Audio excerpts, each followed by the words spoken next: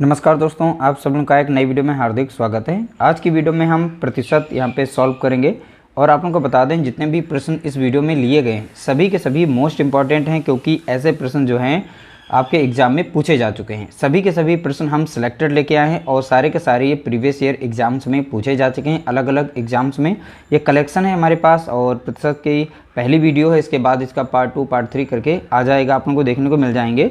तो जैसे जैसे प्रश्न हमको मिलेंगे, जितनी ज़्यादा प्रैक्टिस कर लेंगे आप परसेंटेज की या हर एक टॉपिक की करेंगे, उतनी ज़्यादा बेहतर आपकी तैयारी होगी। तो चलिए पहला प्रश्न हम सॉल्व करते हैं।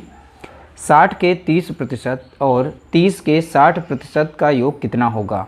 तो देखिए 60 का बोला गया 30%, तो कैसे लिखेंगे? 60 लिखेंगे, इसका 30% बोला है तो 30 लिखेंगे और नीचे लिख देंगे 100, क्योंकि प्रतिशत का साइन हटेगा तो नीचे कितना आ जाएगा? 100। यहाँ योग बोला गया यानी इन दोनों का योग करना है। यहाँ पर 30 हो जाएगा का 60%, तो इसका 60%, तो प्रतिशत का साइन हटाएंगे तो नीचे कितना आ जाएगा? 100।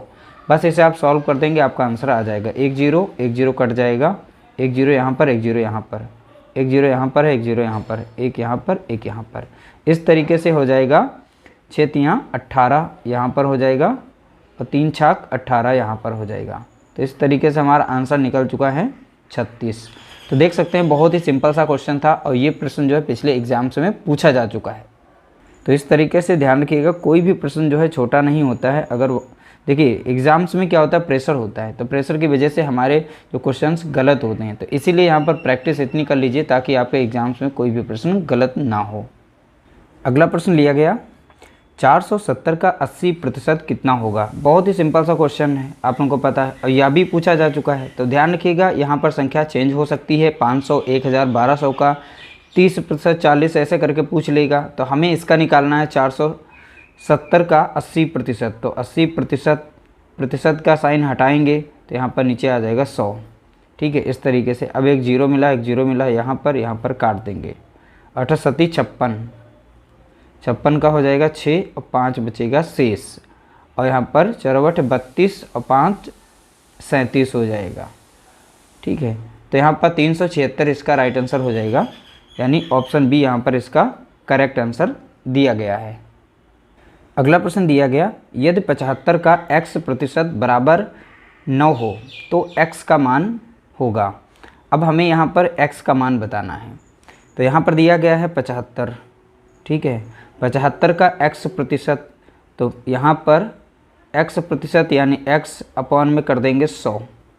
क्यों? क्योंकि यहाँ पर प्रतिशत का साइन लगा है तो नीचे हो जाएगा 100, बराबर में दिया गया है 9।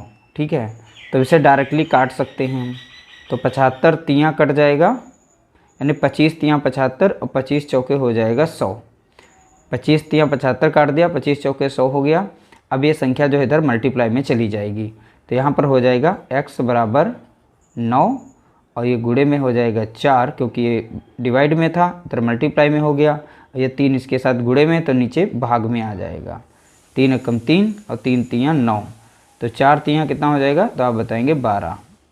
ठीक है, तो ध्यान रखिएगा इसका राइट आंसर क्या हो जाएगा? 12 इसका राइट आंसर है। अगला प्रश्न दिया गया, चीनी का भाव 40% बढ़ जाने से कोई परिवार चीनी का उपभोग कितने प्रतिशत कम कर दे ताकि परिवार का खर्च ना बढ़े? जब भी इस तरीके से यहाँ पर चीनी का भाव या चावल का किसी भी चीज़ का भाव बढ़ जाने पर और परिवार के जो खर्च है परिवार का, उस पर कोई प्रभाव ना पड़े, उसके लिए यहाँ पर सिंपल सा एक फार्मूला है, बस उसी को आपको अप्लाई करना है। जो भी यहाँ पर बढ़त दिखाई जा रही है, ठीक है, तो बढ़त को ऊपर लिख देंगे, यानी 40 का हो रहा है तो 40 बढ़त ऊपर लिख देंगे। अब यही 40 जो है नीचे वाले में 100 में जोड़ देंगे यहाँ पर। ठीक है, फिर आप 100 से यहाँ पर गुणा कर देंगे, बस इसको सॉल्व कर देंगे, आपका आंसर आ जाएगा। तो यहाँ पर इसको देखेंगे तो यहाँ पर 40 हो जाएगा। ठीक है, और नीचे हो जाएगा 140 और गुणे में कितना हो जाएगा? 100। ठीक है, इस तरीके से। अब 0 से 0 काट देंगे, 2 दूनी 4 और 2 सते 14, तो ऊपर हो जाएगा 200, 100 दूनी 200 हो जाएगा और नीचे है 7। जब 7 से यहाँ पर भाग देंगे तो 28 ये प्रतिशत यहाँ पे लगेगा। ठीक है, तो जब 7 से इसे भाग देंगे तो यहाँ बी ऑप्शन इसका करेक्ट सही हो जाएगा। तो 7 से यहाँ पर भाग देने पर कुछ इस तरीके से आप भाग देंगे। 7 दूनी 14, यहाँ पर बचेगा 6 जीरो और 7/56, तो बचेगा 4। ठीक है, तो यहाँ पर देख सकते हैं 4 जो है शेष ऊपर हो जाएगा, जिससे भाग दे रहे हैं वो नीचे हो जाती है। जितनी बार भाग देते हैं तो 28 यहाँ पर। तो इस तरीके से आपको निकालना पड़ेगा। तो इस क्वेश्चन के नेचर को समझना है। उसके बाद ये कॉन्सेप्ट अगर आप ध्यान रखेंगे, इस कॉन्सेप्ट से जो है आप इसका आंसर निकाल पाएंगे। अगला प्रश्न दिया गया, किसी संख्या के 120% का मान 45 है, तो उसी संख्या के 80% का मान क्या होगा। तो यहाँ पर आप लोगों को ध्यान देना है, किसी संख्या के 120% का मान बताया गया है कितना है, 45 है। तो उस संख्या के यहाँ पर इसका मान निकालना हमें। तो अब हमें तो कोई भी संख्या मान लेते हैं, x थी, x संख्या के 120% का मान, तो इसका कितना हो गया 120% बराबर 45 हो गया। ठीक है, तो यहाँ से x को हम निकाल देंगे, तो 45 यहाँ पर रहेगा। अब ये देखिए यहाँ पर जब 120% है तो प्रतिशत का साइन हटाएंगे तो नीचे कितना आ जाएगा 100। ठीक है, 100 आ जाएगा। तो यहाँ पर संख्या इधर जाएगी तो पलट जाएगी, तो यानी ऊपर हो जाएगा 100 और नीचे हो जाएगा 120। ठीक है, अब इसको हम सॉल्व कर लेंगे। अब 0 से 0 गया। अब यहाँ पे 3 चौके 12 और 3 एकम 3 और 3 पचे 15, 2 दूना 4 और 2 पंचे 10। ठीक है, तो इस तरीके से देखेंगे इसका आंसर निकल गया।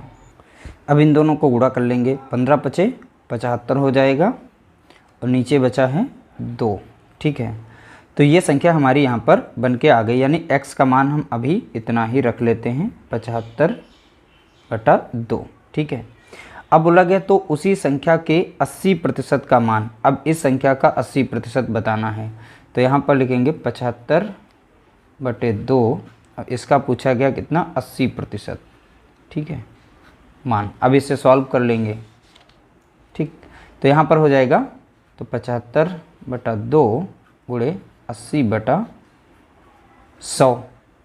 2 से कट जाएगा, 2 चौके 8 0, 25 3 75 और 25 चौका 100। ठीक है, 4 से ऊपर कट जाएगी, 4 कम 4 और 4 कम 4 0, तो 10 3 30 हो जाएगा। इसका आंसर कितना हो जाएगा, तो 30 बताएंगे आप यहाँ पर इसका राइट आंसर।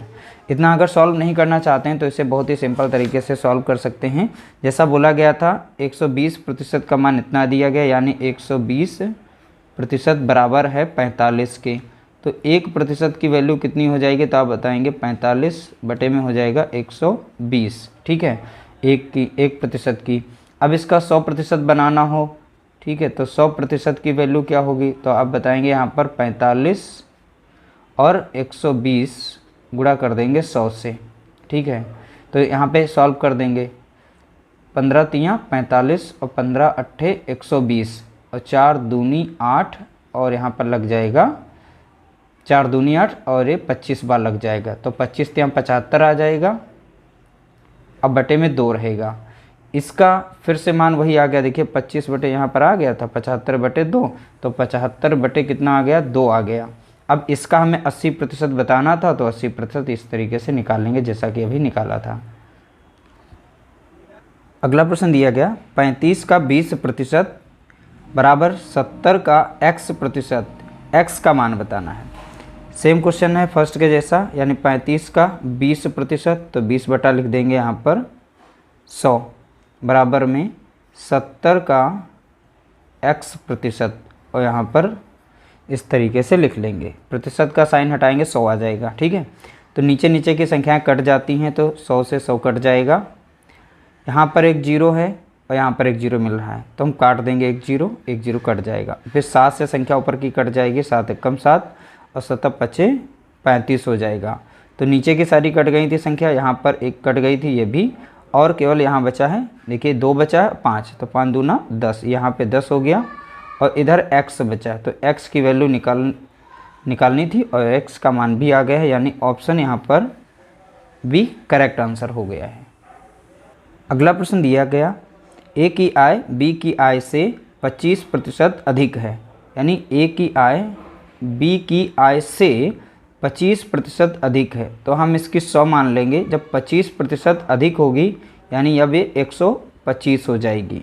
ठीक है, तो बताइए बी की आय, अब यहाँ पे डिफरेंस कितने का मिल रहा है, तो आप देख रहे हैं 25 का अंतर मिल रहा है। यानी अगर देखा जाए, अगर ये बोलें कि ए बी से कितना अधिक है तो बोलेंगे 25 अधिक है। अगर देखें तो बी ए से कितना कम है तो आप बताएंगे यहाँ पर 25 कम है। तो यहाँ बोला गया बी की आय ए की आय से कितनी कम है, यानी बी की आय ए की आय से कितनी कम है, तो कम कितनी 25। ठीक है, तो 25 कम है, किसकी आय से बोला गया है, ए की आय से, तो से जिसके साथ लगा 125 को नीचे रख देंगे। अब इसका प्रतिशत निकाल लेंगे।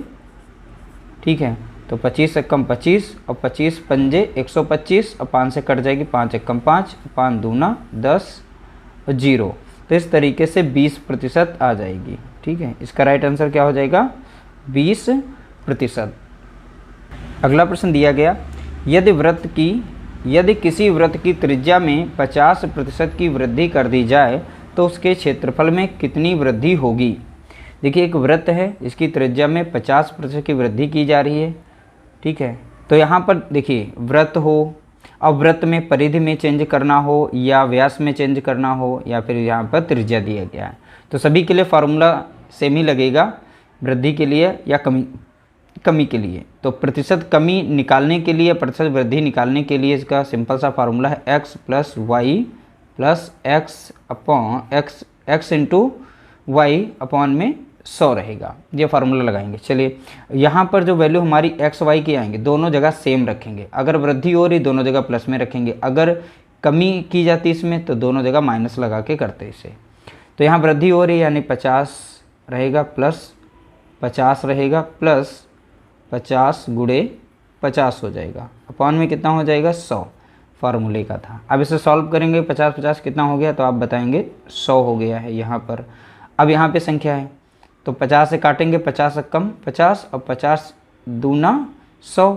अब 2 से 50 को भाग देंगे तो 25 बार जाएगा, तो यहाँ पर 25 बचा, तो 25 ये जोड़ देंगे। तो इस तरीके से नेट हमारा यहाँ पर वृद्धि जो होगा तो 125% की वृद्धि होगी, यानी ऑप्शन यहाँ पर 20 का करेक्ट आंसर है।